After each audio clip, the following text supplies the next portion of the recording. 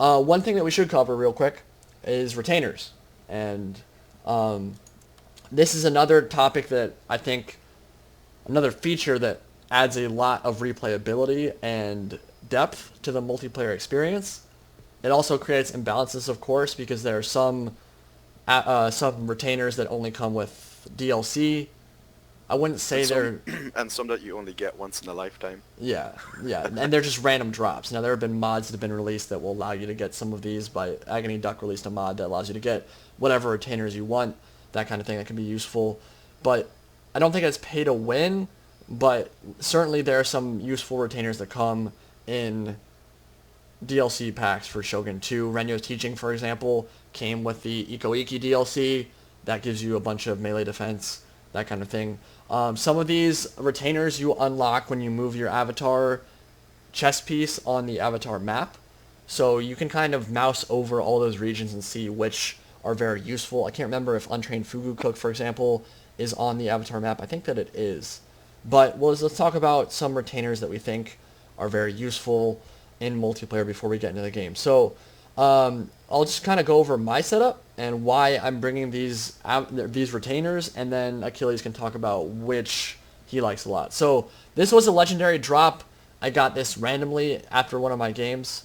This is very good for melee gen. It is a -3 morale penalty for all units and a big AoE around my general. He's a melee general, so what happens is he's going to run straight into melee, and right off the bat, before he's even killed a single guy, he's giving off a -3 morale penalty. And for units that have 10 or 11 morale base, that's obviously a big factor. This is a very rare retainer that not many people have gotten, but yes, it's very good. It gives your avatar +3 morale as well. This is the kind of thing that makes some people upset. Oh, it's so imbalanced, they got a retainer that I didn't get. And I understand that point of view. This is why not everybody loves Avatar Conquest. There were certain imbalances in Avatar that make it less appealing, but also a lot of game features that make it way more appealing and replayable. So it's a two-way street. It doesn't work the same way for everybody. Not everybody has the same opinions on it. But I'm bringing Blade Master because I almost always bring Sword Cores. This was also, actually I can't remember what this was in, if this was a retainer that you got in 3 pieces or how exactly it worked, but gives you +2 attack to all sword infantry, very useful. I always bring cavalry, Yari Cav generally speaking, so +2 melee attack to all my melee cav is very nice. Renyo's Teachings does give me a -1 melee attack to all my units, but it also gives +3 defense, so kind of counteracting the Blade Master, but giving me much increased melee defense as well, and some morale, which is very useful when you're bringing a melee general who's not buffing your morale for your units passively. And then -2 melee attack, Untrained Fugu Cook. That's for all enemy sword infantry. Generally speaking, if I think my enemy will be bringing a sword core, I'll bring Untrained Fugu Cook and kind of debuff their melee attack. So basically, there's a huge list of retainers for all kinds of different builds. If you think you're going to be playing against an enemy monk core, Wavering Faith, subtracting their morale can be very nice. Yamabushi Guide, incredibly useful retainer that gives you bonuses to covering rough terrain, running through rivers, that sort of thing. But there are a bunch of different retainers. Which ones do you like bringing when you're playing in Avatar Conquest? In Avatar Conquest, I first of all like to bring my retainer called World Weary, which Yeah, gives it's the most broken insane. retainer in the game. It's the most broken retainer in the game, and it gives insane debuffs to enemy veterans and just enemy heroes. Just every unit that just every veteran unit that your enemy brings, including heroes, just get an insane melee debuff. -1 melee attack, -3 accuracy, and -1 morale. That is quite. That has quite an impact. Then in general, I don't think you can do any wrong with bringing a retainer that buffs your cavalry. I personally like to use Practice Grounds. It gives +2 melee attack to all melee cavalry. Then of course, because I have a tier 10 general and I have a lot of veterans, I think Trading Post is a must-have. It gives -4 recruitment costs for all units. So, definitely sometimes having that 50 extra Koku can make the difference. Of course, Yamabushi Guide, as Indie Pride said. And then I also like to bring a retainer that favors my army. When I bring swords, I like to bring Blade Master. When I bring monks, I like to bring the Mikosh Portable Shrine, which gives extra melee attack for monk units.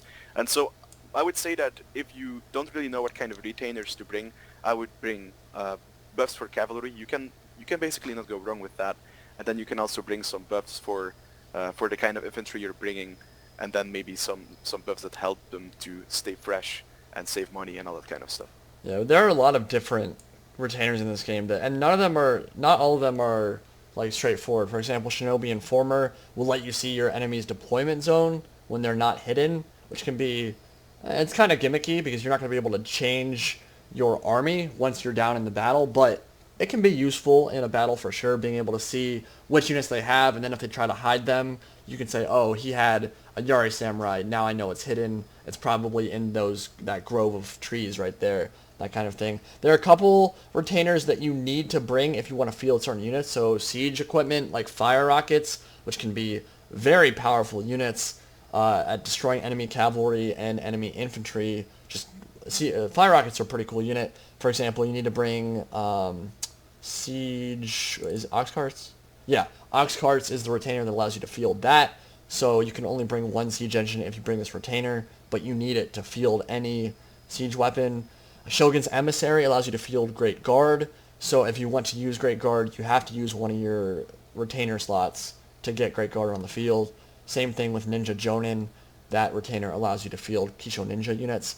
I don't really know why they felt the need for certain units like ninjas to have retainers to field. Like, that seems a little bit weird because ninjas are not an overpowered unit in any way. So that's kind of a weird thing in Shogun 2 that only a handful of units need to have a retainer to field, but I guess it was just their way of balancing it. But that's retainers. I think we've covered that enough for now. We can bring some armies and then just go in. I don't know if we'll fight, but we'll talk about why we're bringing certain things and just kind of cover that and explain why it's the meta. There are a lot of different viable strategies you can use in Shogun 2 multiplayer. There's a bunch of different army compositions that can be effective.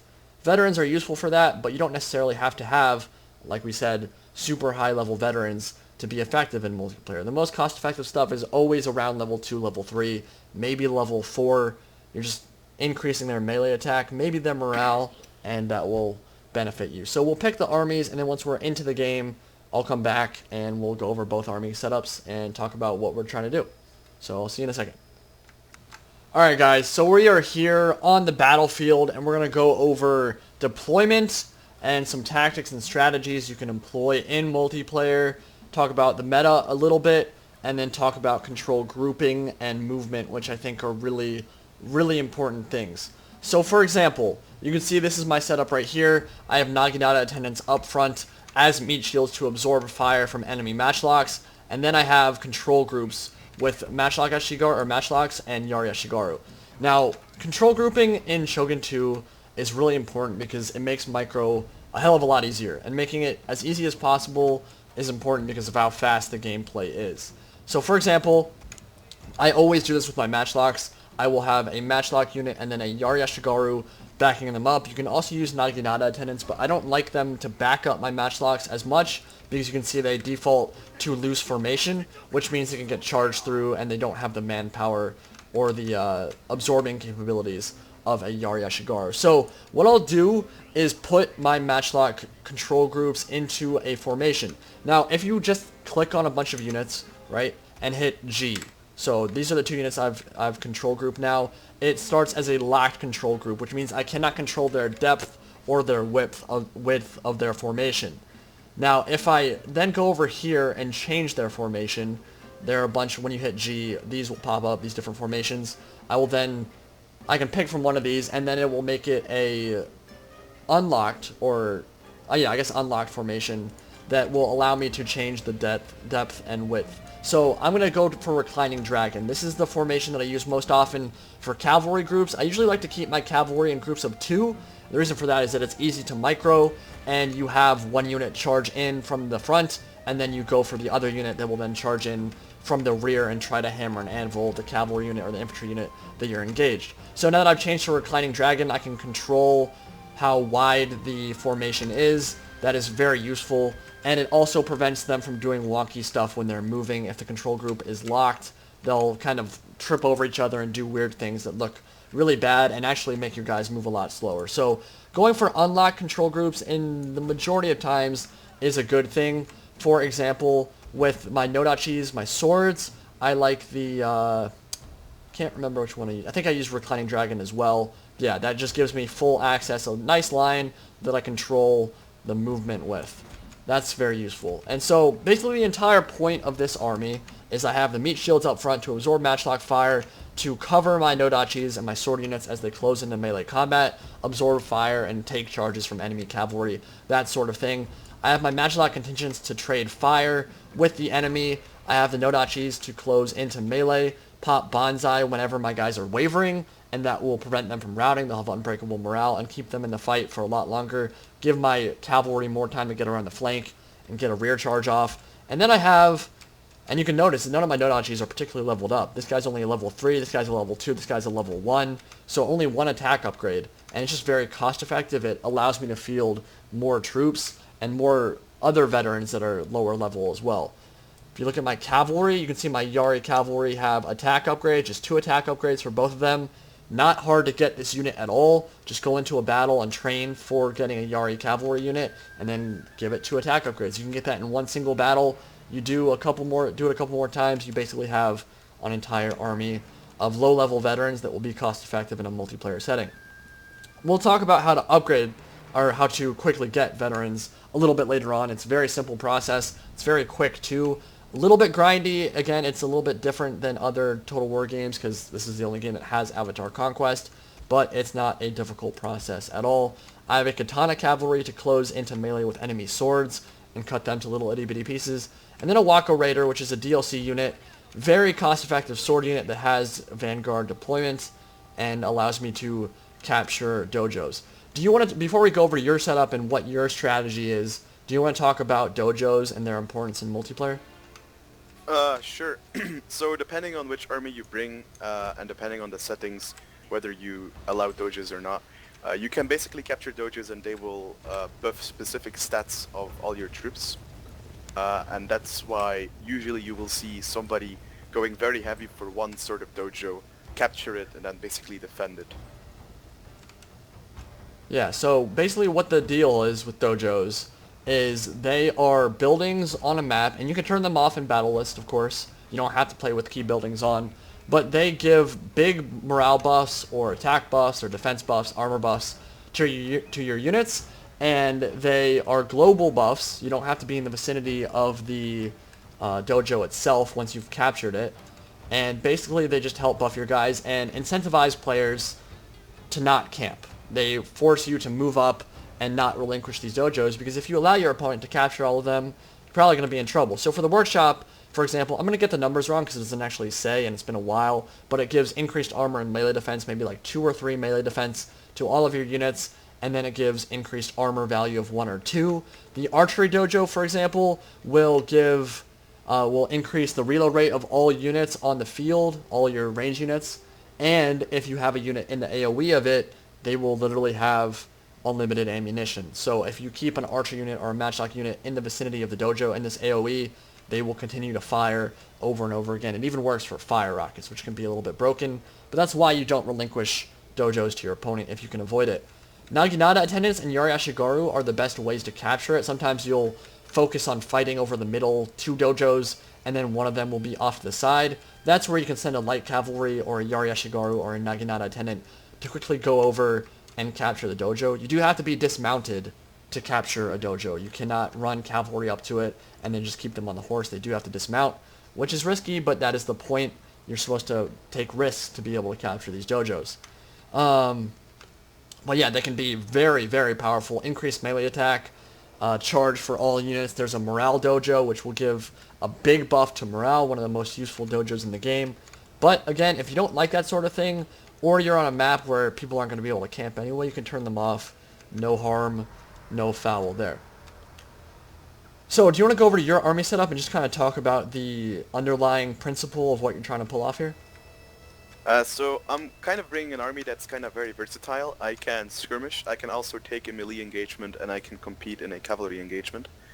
I did not really bring any upgraded cav because I have a melee general. So that's where I save my money. But that also means that I'm going to have to put them at risk if I want to compete with the enemy's cavalry contingent. I like to bring light cavalry just to capture dojos and to feint charges and to just be annoying with. This is a very fast-paced game, so microing light cavalry and leading it for your enemy to mischarge your mischarge at your own cavalry is, for example, a very nice strategy, with what we will go over later in this video. Then I've got these Matchlock Warrior Monks, level 5, and the Matchlock Warrior Monks have an ability called Increased Range that will give them extra range for a short amount of time. I have them backed up by Naginata Attendant. I generally don't use, what are they called? Yari Ashigaru. Yari Ashigaru. I generally don't use them because I'm a very, very aggressive player. I don't really like shield balls and stuff, so I'm kind of using Naginata Attendants. It's less safe, but that's okay. Behind that, I have 2 Nodachis and the Yari Samurai. The reason why I bring 2 Nodachis combined with a Yari Samurai is because of the rock, paper, scissors system. With a Yari Samurai, I can protect them against, well, at least 1 cavalry unit. If you let your Nodachis get charged by a cavalry unit, they probably get just obliterated. Then I bring a Daiku Samurai. Actually, I shouldn't have brought this. This is a DLC unit. But they have flaming arrows, which give like a very nice morale penalty, and of course they have some insane range, I think like 200 range when they are level 5. Also backed up by Naginata Attendants. And then on the right flank, just basically the same thing. 2 Nodachis and a Yari Samurai, a Matchlock Ashigaru. The cheapest sort of Matchlock you can bring, but upgraded to level 5 you can give them increased range, which will of course be very, very good. And then another light cavalry and a Yari cavalry. And also a bow cavalry to just, you know, get some sneaky kills on the enemy.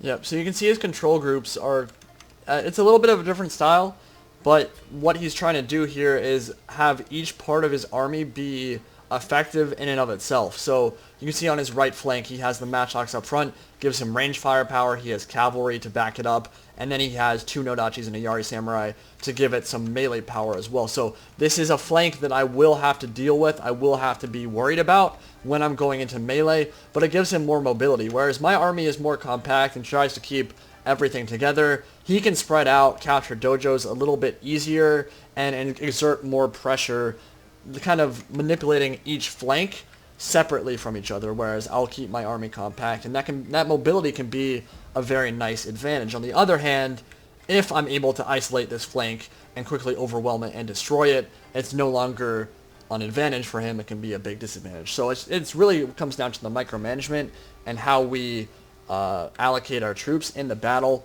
but that's basically the idea behind it. He has the bow for a lot of range that can quickly snipe down my matchlocks. He has decent cavalry, but nothing spectacular. In a straight cav fight, I would win. But he also has the Yari Samurai, which have the rapid advance ability, which it comes default with, which gives them much quicker run speed, which will allow them to close down enemy cavalry and help turn the cav fight in his favor. I don't have Yari Samurai, so I don't have that mobility advantage with my spears to quickly be able to reinforce a cav fight. So different strategies here, but both of them can work.